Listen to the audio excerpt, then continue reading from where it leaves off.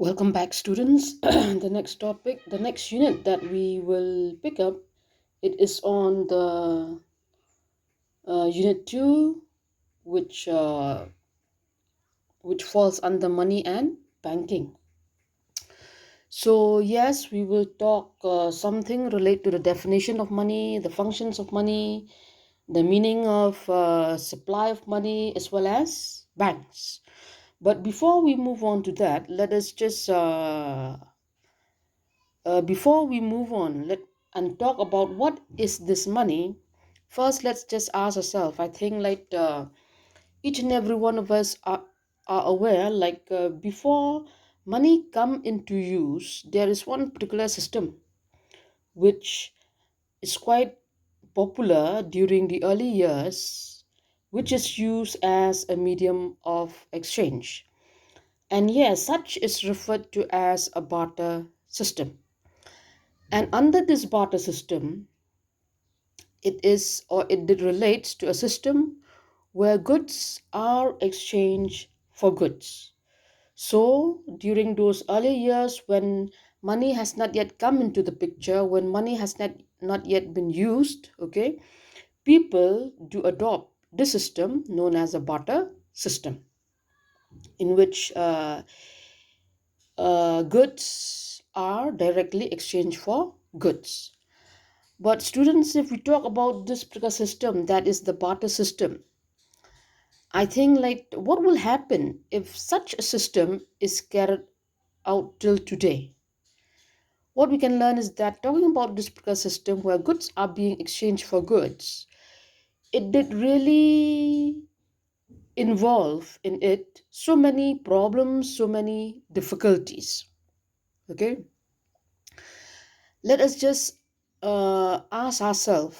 Okay, I think you being a student, okay, I think you go to a school, and for that, that means you're getting an education, and for that, you need to pay something, that which is in terms of a school fees. Just imagine yourself, like what happened, what will you do if such a system, that is the barter system, still prevail till today? That means, yes, you go to school every day to get yourself educated or to receive education. Okay. In returns, what will you give? What will you give to your principal as a return for the services that you have received? I think it's really a problem, isn't it? Because if you calculate whatever you receive based on it's quite difficult in a sense, for example, whatever you receive in class 11, we cannot say it is equivalent to one sack of say of wheat or of rice, or whatever you receive in your class 11 the whole year is not equivalent to say a cow or a goat. Okay, so in that way, there are so many complications, there are so many difficulties that people encounter under such a barter system. Or we can just imagine ourselves, yes, as of now, okay, we have so many, that is medical facilities are being provided to us by the government, for example, which means whenever we fall sick, we go to a doctor, okay, and get ourselves tested and get medicine. So can we just imagine ourselves what will happen if we fall sick today under the barter system, go to the doctor, and what thing shall we pay him in return? Okay, so that's really a problem if we talk about if this particular system still exists till today. And yes, under this particular system, let us have a look. There are so many complications. It lacks the common unit of exchange. Okay, unit of exchange. That means there is no one common measurement unit.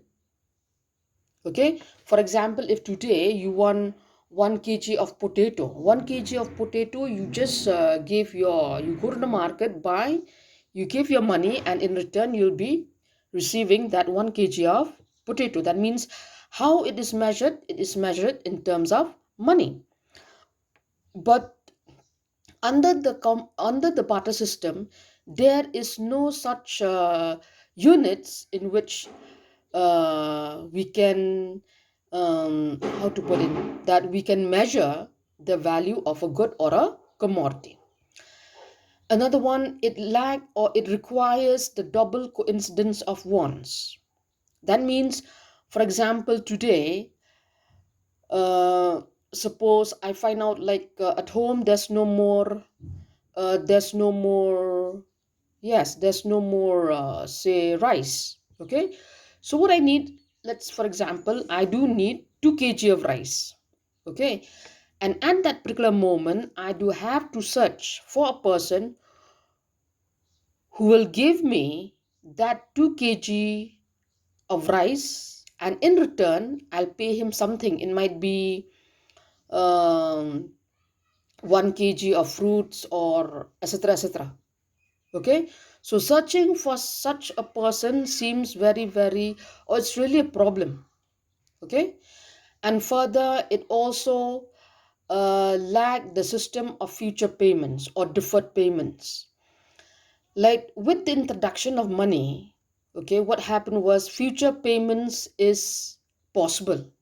That means, for example, like I do borrow, I at this point of time I do need certain sum of money which is an emergency. Okay, I don't have at my disposal, so I just borrow from a friend, let's say the amount of 10,000 rupees. So what happened was, yes, the very next month I couldn't repay that friend of mine the total 10,000 rupees. So I'll just repay him maybe 2,000 a month or 3,000 a month. Okay, with money that is possible, but under the barter system that is not possible. And finally, another drawbacks of the barter system is that it lacked the system of storage and transfer of value. Okay, so what happened is that what happened today with money is in use, people do really wanted to develop a habit to save. That means to save money. Yes, we can save money. And why do we save money? To take care of our future needs or future requirements. With money, that is quite possible. Okay. But how about under the barter system? I think storage is is quite impossible. That means I cannot store 1 kg or one sack of potatoes for say for 1 year. Okay, or store one sack of rice for the later 2 years. Okay, so in that way this barter system do give us so many complications. That means people do face so many problems under such a particular system, that is the barter system.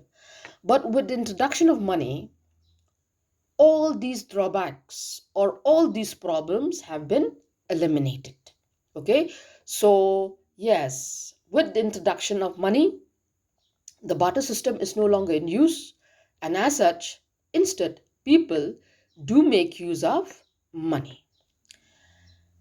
And now, since we're talking about money, in which each and every one of us know what it is, like if we if I ask you, what is this money? What is that money that you've been using? What is this money that we've all been using? Okay, actually, there are a variety of definition whenever we talk about this term, that is money. The simple definition, whenever we talk money, it is that something, okay, which is acceptable by all. Okay, it is, or it might be anything acceptable by anybody or by all. Nowadays, for example, if you talk about a small kid, okay, a small child, 1 or 2 years of age, okay, You gave him like sweets, he might not take it. Why? He might not like it also. Okay. But suppose you give him a 100 rupee note, definitely that kid will take it. The 5 6 years kid know what is this. He knows that it is money, and definitely he will take it. And also, if you happen to go on a roadside, okay, actually, yes, in towns, in big towns and cities, we can see beggars who do beg, okay. And if you give that beggar certain sum of money, definitely he'll appreciate it. He'll feel very, very happy. That means he'll accept it, okay.